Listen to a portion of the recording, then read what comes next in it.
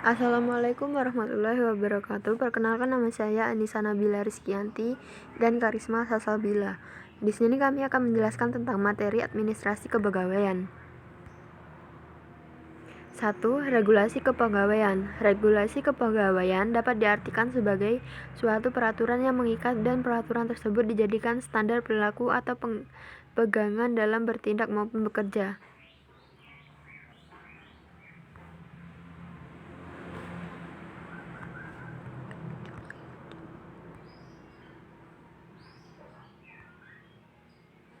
Tujuan regulasi yaitu mengendalikan masyarakat dengan batasan tertentu. Regulasi berlaku bagi masyarakat umum atau bisnis. Manajemen ASN di instansi pemerintah sesuai dengan ketentuan peraturan perundang-undangan.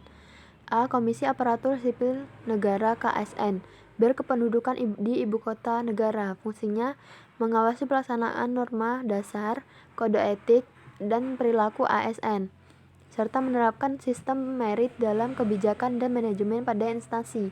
B.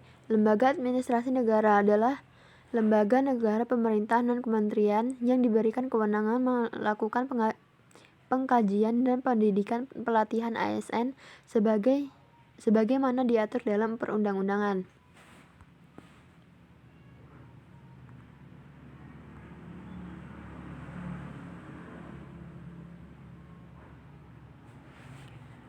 Dua, disiplin kepegawaian. Disiplin kepegawaian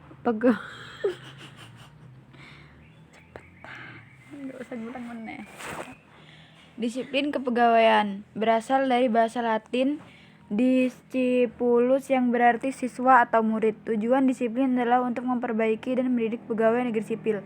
Jenis-jenis disiplin. Hukuman disiplin ringan, teguran lisan, teguran tertulis, teguran tidak puas secara tertulis. Hukuman disiplin sedang, penundaan kenaikan gaji selama 1 tahun, penundaan kenaikan pangkat 1 tahun, penurunan pangkat setingkat lebih rendah selama 1 tahun. Hukuman disiplin berat, penurunan pangkat setingkat lebih rendah selama 3 tahun, pemindahan dalam rangka penurunan setingkat lebih rendah, pembebasan dari jabatan, pemberhentian dengan hormat, pemberhentian tidak hormat sebagai PNS. Pengadaan pegawai atau rekrutmen. Pengadaan pegawai instansi pemerintah maupun swasta memerlukan tenaga kerja baru, maka akan diusahakan untuk menarik atau mencari tenaga yang diharapkan dalam melaksanakan tugas dengan baik. Rekrutmen adalah serangkaian kegiatan yang dimulai ketika sebuah perusahaan atau organisasi memerlukan tenaga kerja dan membuka lowongan sampai mendapat calon pegawai. A. Seleksi administrasi. B. Seleksi secara tidak tertulis. C. Seleksi secara tertulis.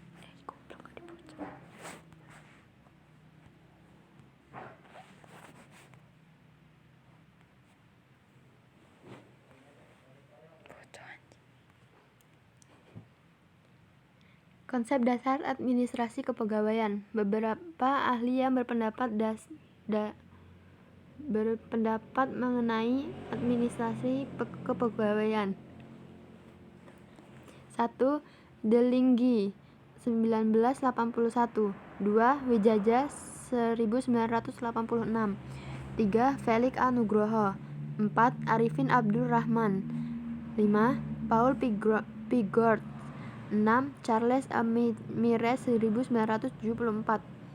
Dapat disimpulkan pengertian ini menekan 2 hal. 1. Administrasi kepegawaian berdasarkan sudut pandang dan teknik-teknik mengawasi orang-orang yang sedang bekerja. 2. Administrasi kepegawaian adalah upaya untuk membantu individu untuk bekerja dengan sebaik-baiknya dan tidak hanya untuk mendapat kepuasan individu yang maksimum dari pekerjanya.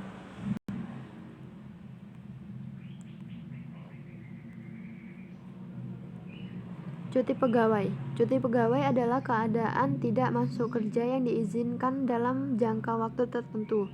Cuti memiliki tujuan untuk memberikan kesempatan istirahat bagi PNS dalam rangka menjamin kesegaran jasmani dan rohani dan untuk kepentingan PNS yang bersangkutan. Jenis-jenis cuti. 1. Cuti tahunan. Cuti yang dapat kurangnya 12 sampai 18 hari kerja. 2. Cuti besar yang dapat diambil secara kurang dari 6 tahun dan berhak atas cuti besar selama 3 bulan. Termasuk cuti tahunan dapat ditangguhkan paling lama 2 tahun. 3. Cuti sakit 2 sampai 14 hari. Memberi tahu kepada atasan dan memberi surat keterangan dari dokter. 4. Cuti disiplin. Berhak atas cuti ini pada anak pertama, kedua dan ketiga, anak keempat, dan seterusnya tidak diberikan cuti bersalin, melainkan cuti di luar tanggungan negara.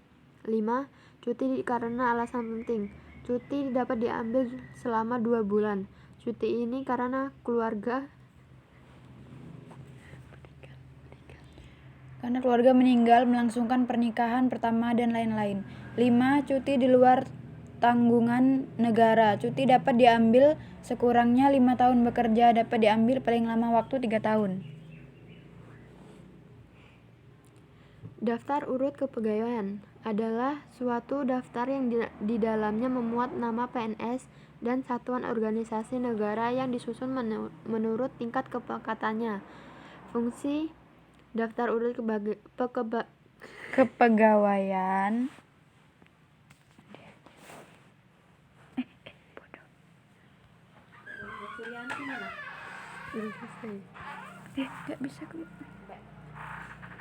Fungsi DUK sebagai salah satu bahan objektif untuk melaksanakan pembinaan karir pada PNS yang didasarkan pada sistem karir dan presentasi kerja. DUK dapat berdasarkan landasan hukum Pasal 18 Ayat 5, Pasal 20 UPK 1974, Peraturan Pemerintah Nomor 5 Tahun 1979, penyusunan DUK, penggunaan DUK, pembuatan DUK, DUK untuk pegawai yang berbentukan, DUK untuk PNS di luar jabatan organik tetap harus dicantumkan. Sekian dari kami. Wassalamualaikum warahmatullahi wabarakatuh.